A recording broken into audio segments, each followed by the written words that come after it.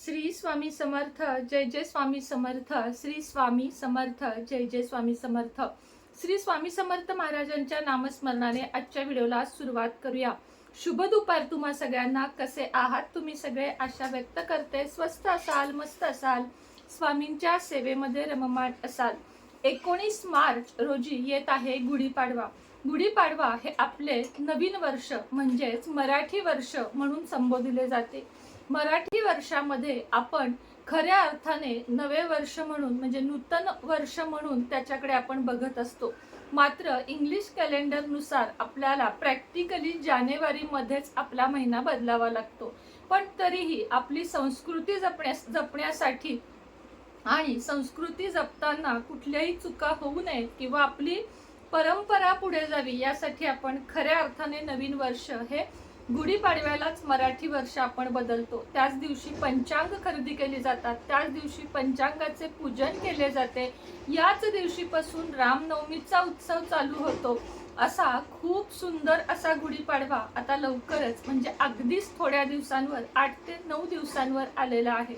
आज मी तुम्हाला गुढी उभारण्यासाठी म्हणजे गुढी उभी करण्यासाठी कोणत्या रंगाची साडी असावी आणि कोणत्या गोष्टी पाळाव्यात, कोणत्या गोष्टीचे पालन करावे गुढीपाडव्या दिवशी, या गोष्टी शेअर करणार आहे. तशा तर खूप कॉमन आहेत, पण तरीही माहिती देण्याचे काम माझे आहे. आणि जे कोणी नवीन असेल किंवा ज्यांना थोडीफार माहिती नसेल त्यांच्यासाठी मी सांगते.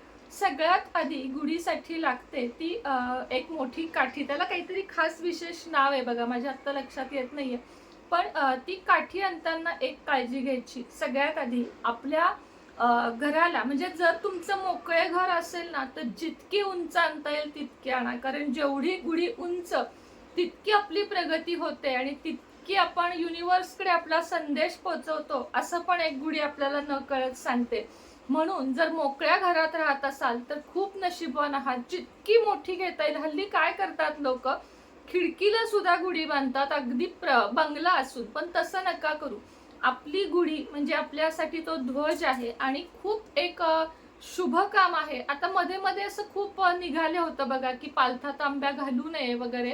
पण शास्त्र शुद्ध पद्धतीने पाहाल तरी परंपरा आहे आपली. आणि आजपर्यंत गुढीपाडव्याला कधीही कुणाचं वाईट झालंय का तर नाही झालेलं. म्हणून या काही अशा येतात जातात न्यूज, त्याच्याकडे काहीच बघू नका. आपल्या परंपरा आपण चालू ठेवा. तर सगळ्यात आधी सांगितलं मी तुम्हाला, आता आमची कशी गॅलरीत आहे, आम्हाला एक ठराविक उंचीचीच आणावी लागते. पण ज्यांचं मोकळं घर आहे त्यांनी मोठी छान अशी काठी आणा. आणतानाच ती कधीही त्याचे मोलभाव करू नका. म्हणजे समजा तुम्हाला 150 सांगितली आहे तर त्यांना म्हणायचं द्या 100ला, द्या 75ला. नका करू. ती लोक वर्षातून एकदाच कमावतात आणि आपण गुढी उभारत आहोत म्हणजे काय तर आपण आपल्यासाठी काहीतरी एक चांगलं नियोजन करत आहोत. तर त्यासाठी काठीमध्ये जसं आपण मी तुम्हाला सांगते की लक्ष्मी पूजनला केरसुणीला कधी मोलमाप करू नये, तसंच पहिली गोष्ट गुढीपाडव्याला कधीही मोलमाप गुढीला करू नये. आता ती घरी आल्यानंतर काय करायचं हेही सांगते. ते गुढीपाडव्या दिवशी करायचं आहे. गुढीपाडव्या दिवशी ही जी काठी आहे ती स्वच्छ पाण्याने धुवावी किंवा ओल्या कपड्याने पुसावी. संपूर्ण गुढीला हळद लावावी. म्हणजे हळदीचं लेपण आपण करतो ना तशी हळदीची पेस्ट करून संपूर्ण गुढीच्या त्या काठीला तुम्हाला हळद लावायची आहे. त्यानंतर हळदी कुंकवाची 5 बोटं, या बोटानं एक हळद एक कुंकू, एक हळद एक कुंकू, अशी 5-5 बोटे हळदी कुंकवाने उठवायची आहेत. आणि त्यानंतर शक्य असेल ना तुम्हाला तर संपूर्ण गुढीला सुद्धा म्हणजे खालच्या काठीला सुद्धा झेंडूच्या फुलाचा हार घाला. दिसायलाही उत्तम दिसतं आणि काठीचा म्हणजे मान असतो त्या दिवशी, याचा मान असतो. त्यामुळे तेही केलं जाईल. आता पुढची गोष्ट बघूया. पुढची गोष्ट येते गुढीची साडी. काही बायका काय करतात, जुनी साडी गुढीला उभी करतात. पण हे साफ चुकीचं आहे. गौरीला असेल म्हणजे गणपती गौरीतल्या गौरीला असेल किंवा गुढीला असेल, आपण एक चांगलीच साडी म्हणजे नवीन साडी नेसवली पाहिजे. भले तुम्ही प्रत्येक वर्षी ती गुढी उभी करा, गुढीची साडी ही कधीही जुनी नसावी. आता मी आणलेली गुढीची साडी तुम्हाला दाखवते. गेले कित्येक वर्ष माझी इच्छा होती की आपण या वर्षी एक तरी वर्ष अशी गुढीची साडी घ्यायची. म्हणजे रेडीमेड असते ती आणि छान आहे, म्हणजे मी विकत घेतलेली आहे, मी याची कुठल्याही प्रकारची जाहिरात करत नाहीये. हे बघू शकता तुम्ही, खूप खूप खूप सुंदर आहे. इकडे बघा, हे बघा, ही आहे माझी गुढीची साडी. आता ह्याला कसं आहे, हा जो भाग दिला आहे इथे आपण ती काठीचं टोक घालू शकतो आणि इथे आपण ती अशी बांधू शकतोय बघा. बांधायला पण आहे, म्हणजे दोऱ्या बिऱ्या काही घ्यायची गरज नाही. ह्याच्यावरतीच आपला तांब्या आणि आंब्याची पानं हे येईल. खूप म्हणजे खूप सुरेख आहे. मी इथं लिंक देते, मी फ्लिपकार्ट वरनं घेतलेली आहे. ज्यांना ज्यांना घ्यायची त्यांनी घ्या. मला तर इतकी आवडली आहे, मी आता किमान 2 वर्ष ही वापरणार आणि मग अजून एखादी घेऊन ठेवणार, म्हणजे कधीही कधी ती.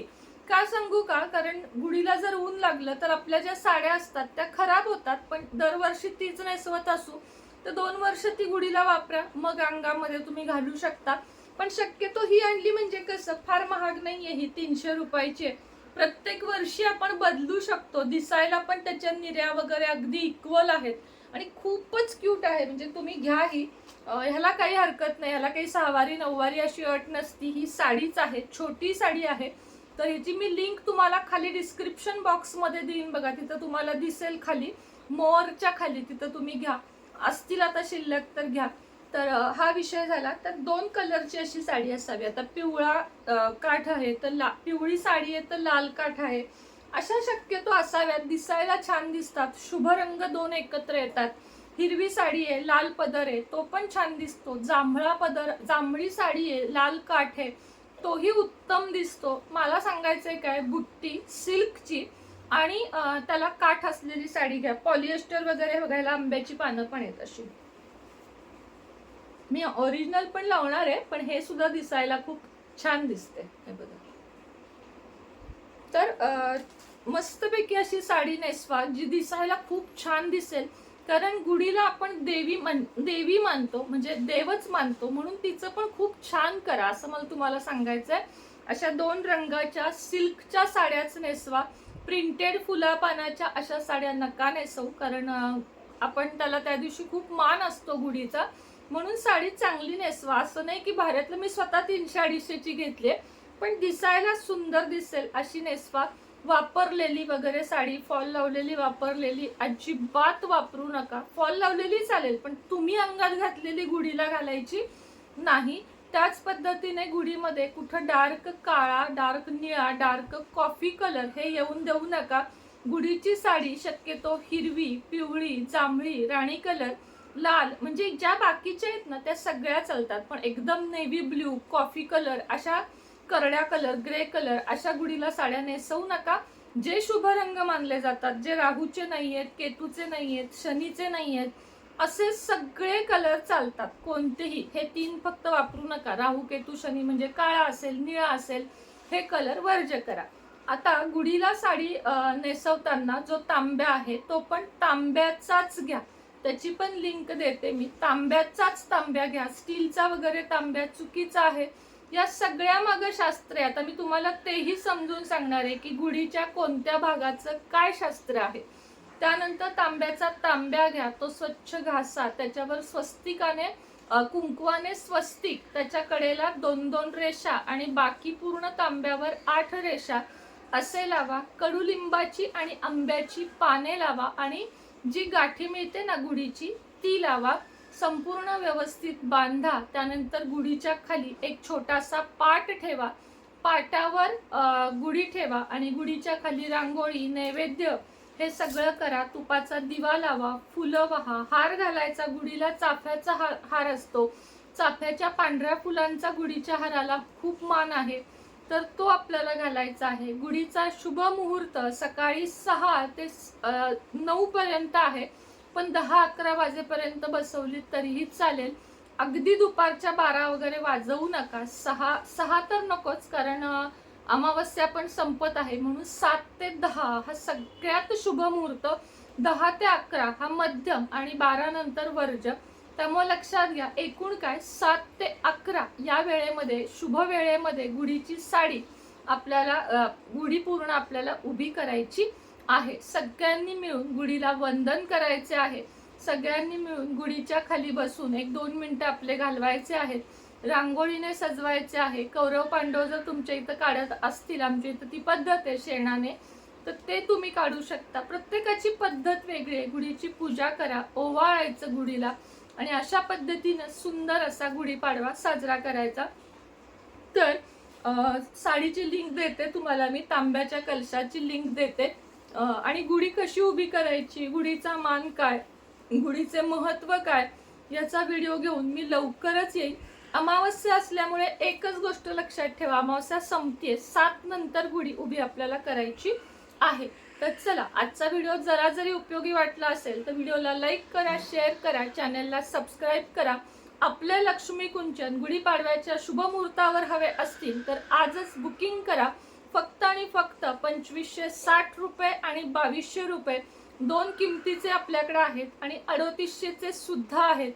तुम्हाला जे हवे 999चे सुद्धा कुंचन आहेत. थोडेच उपलब्ध आहेत पण आहेत. ज्यांना हवे, ज्यांना विश्वकर्मा मूर्ती घ्यायची आहे गुढीपाडव्याच्या शुभ मुहूर्तावर, हे सगळं आणा. विश्वकर्मा मूर्ती, श्रीयंत्र, कुबेर यंत्र, रुद्रयंत्र, लक्ष्मीची मूर्ती, विष्णू लक्ष्मीची मूर्ती, शेषनाग विष्णू मूर्ती, त्याचप्रमाणे तुम्हाला जे काही हवं आहे, शाळीग्राम हवा आहे, गणपती बाप्पाची मूर्ती हवी आहे, कृष्ण मूर्ती आहे, अष्टधातूच्या मूर्ती असतात आपल्याकडं. खालून पोकळ मूर्ती मी विकत नाही. मी बऱ्याच चॅनलवर बघते की खालून पोकळ दिसायला सुंदर त्या मूर्ती घरामध्ये चुकूनही नसाव्यात. त्यामुळं मी तुम्हाला अगदी विनंती करेन की आपल्याकडून मूर्ती घेऊन देवघर छान असे स्थापन करा. तर चला, आजच्या व्हिडिओमध्ये इतकंच. पुन्हा भेटूया नवीन व्हिडिओ सोबत, नवीन विषयासोबत. तोपर्यंत तुम्हा सगळ्यांना श्री स्वामी समर्थ.